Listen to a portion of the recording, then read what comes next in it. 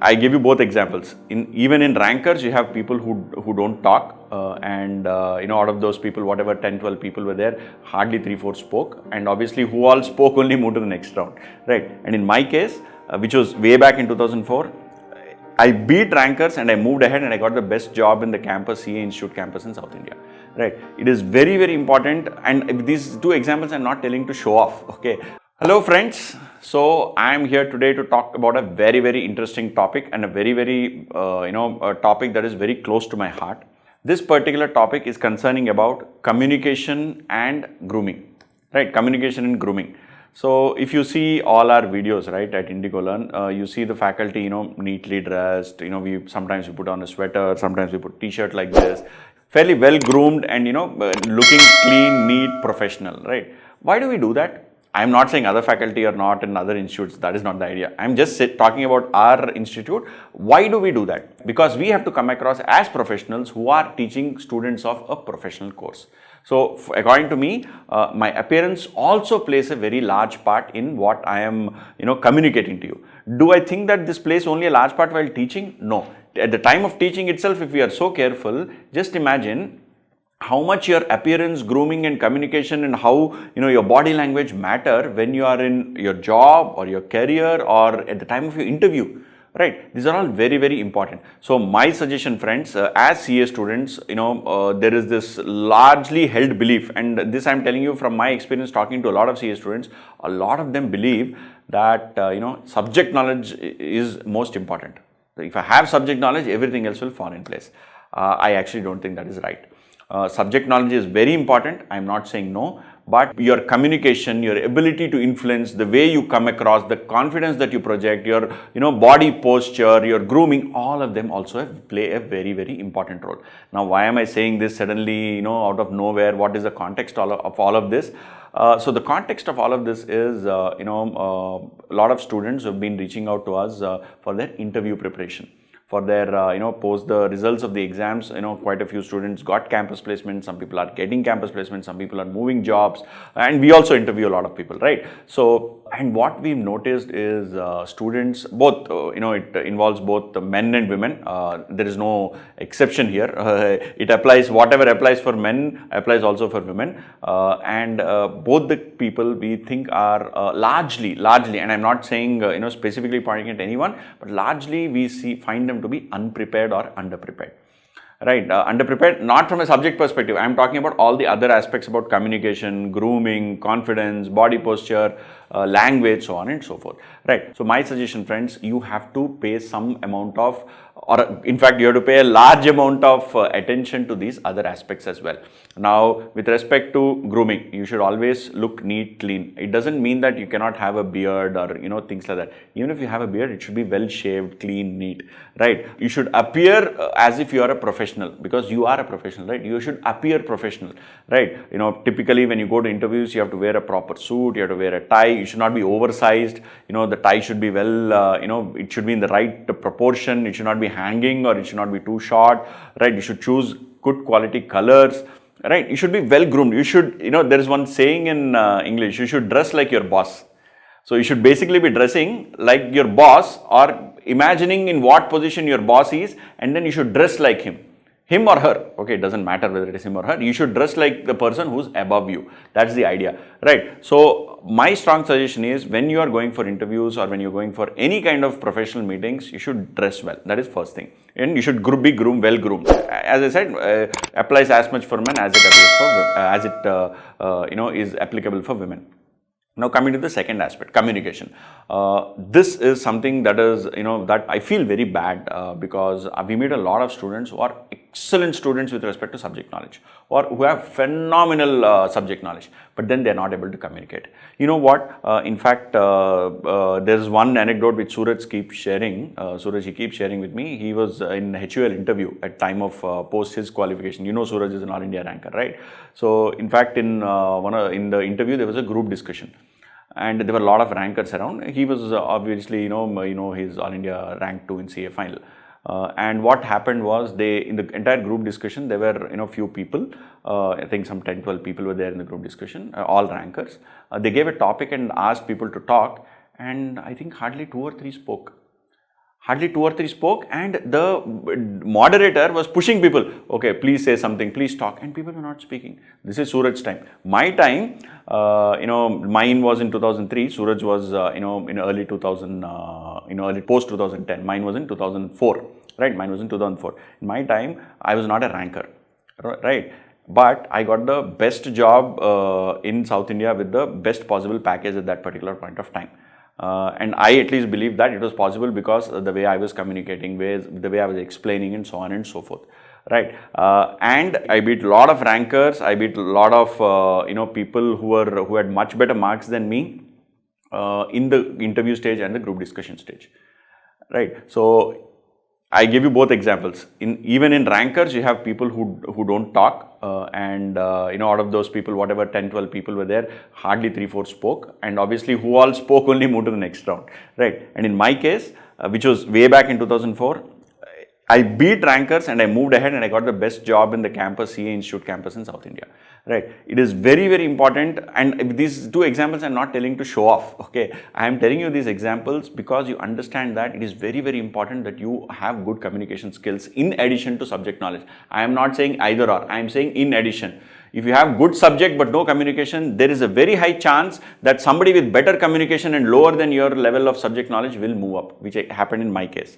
Right. So I want all of you to focus also in your communication skills. Now, does communication skills only mean, talking fancy accented English, or does it mean, talking using hi-fi language and all that? No, communication means ability to communicate what you have in your mind in crisp, clear, crystal clear manner so that the other party understands using proper professional language.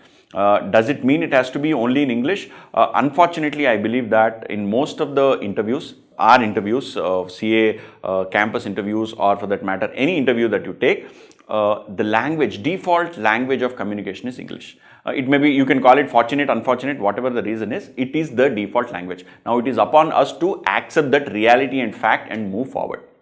Right. Default language of communication for any kind of interview, any kind of large MNCs or any kind of large organizations is English.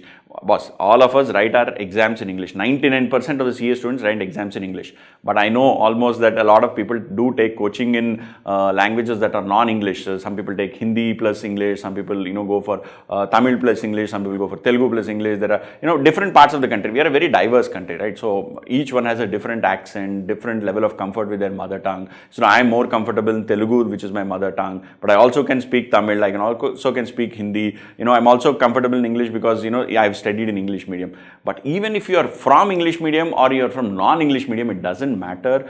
Please believe me that in your interview or for your progression in career or advancement in career, English language plays a very, very important role. And believe me, I am not trying to downplay the importance of any of the Indian languages like Hindi, Telugu, Tamil, Kannada, Malayalam, Odia. No, all of them are important. They are all important. But in a professional space, fortunately or unfortunately, English has become the default language. So I believe that ability to communicate in English is very important. You need not have fancy language, but you need to have language that is free of errors in grammar.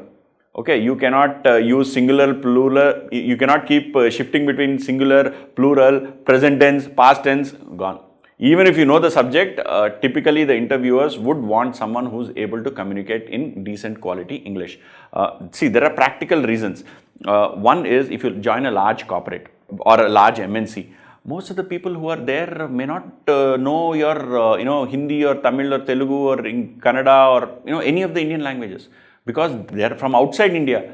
Right, if you join a large MNC which has Indian operations, what is going to happen? There people may not know your language. That is one. Second, most of our laws, rules, regulations are available both in English and Hindi. But tell me, how many of us have actually read Companies Act in Hindi or Income Tax Act in Hindi? When you get a notice from the department, you get it in both English and Hindi. But largely, 99% of the time, we respond in English. Right. So if you are unable to explain, you are unable to understand and explain the law, it can be income tax law or company law or whatever it is. If you cannot understand and explain and respond to the other party, it can be a regulatory authority, it can be your boss, it can be your colleague, it can be a lawyer, it can be court, wherever it is. You cannot explain in English, you are the one who's at disadvantage. And again, multiple times I'm repeating, I am not trying to say that our Indian languages are not great or not good or not important. No, that is not what I'm saying. I am saying English for your professional development is very, very important. That's the point I'm trying to make. Now, how can, you get good English? See, all of us are not born in Britain or America or wherever, where, right from childhood we are taught in English, right? There are some families where, default language of communication is English, but largely, most of the CA students come from across the country, and we all speak in our own, mother tongue, right? Now, how do we develop this English language? See, there are two ways for anything. One, you start right from childhood. Even though you are in an English medium school, unless that orientation of speaking English language is there, you will not be very, very comfortable with English, language. However, there are a lot of, students who are either non-English medium, or even if they are English medium, they're genuinely not comfortable with the language. What should we do in that case? I mean, can I learn English in 30 days? There are enough books on the internet. Learn English in 30 days, learn Hindi in 30 days, learn Telugu in 30 days, like that. Do you think we should buy a book? No, I don't think that is what is the intention.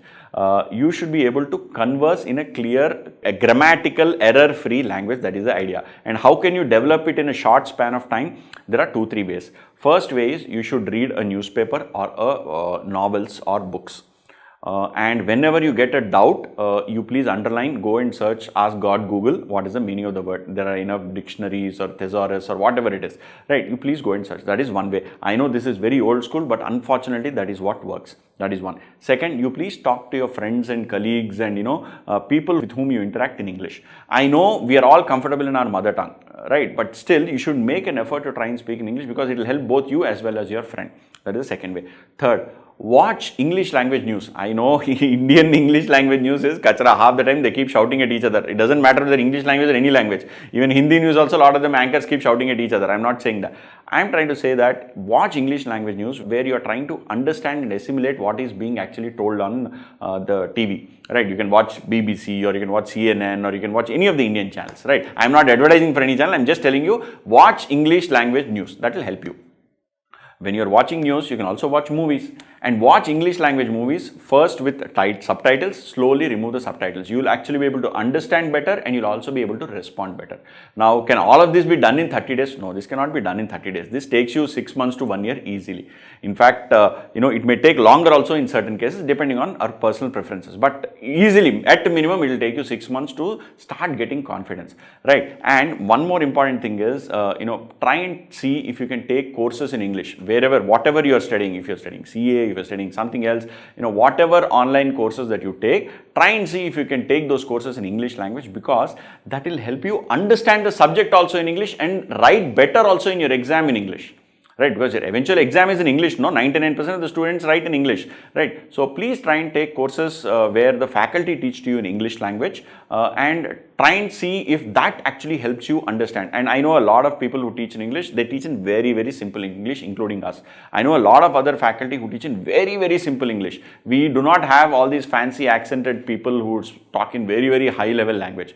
Most of the faculty who teach, whatever the course may be, they teach in very, very simple English language. So my suggestion, take also courses in English language rather than choosing something that you are comfortable with.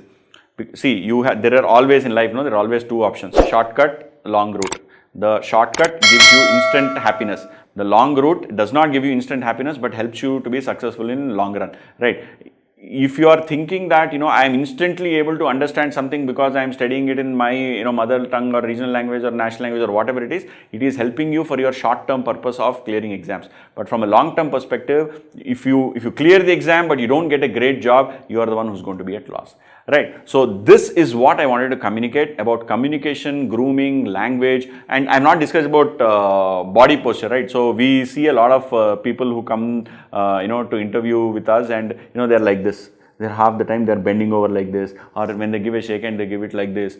You need to project confidence. Whether you're a man or a woman, it doesn't matter, right? You need to give a firm handshake. You need to keep both your arms by your side. You should not be, this is called as a defensive posture. Right, where you're not taking in anything. You should not, when you sit on a chair, you should not be waving your legs, right? So these are all basic things which help you project a positive image of yourself, and you should not be smiling, you should not be laughing overtly too much. At the same time, you should also not be very serious when you are in front of an interview panel. You should have a pleasant, calm face, right? You should not be tensed. If you are tensed, please ask the, interview panel, whoever is a panelist, that can I drink, glass of water or wipe your sweat. It is all okay. Everything is normal. You should relax, because typically what we have seen is people do their best when they are relaxed. right? So my suggestion is, try and follow these tips on communication, grooming, the body posture, confidence, the way you speak, language, so on and so forth, for you to have a successful, happy education as well as a long and fulfilling career. Okay, so that's the update in this particular video what we have for you.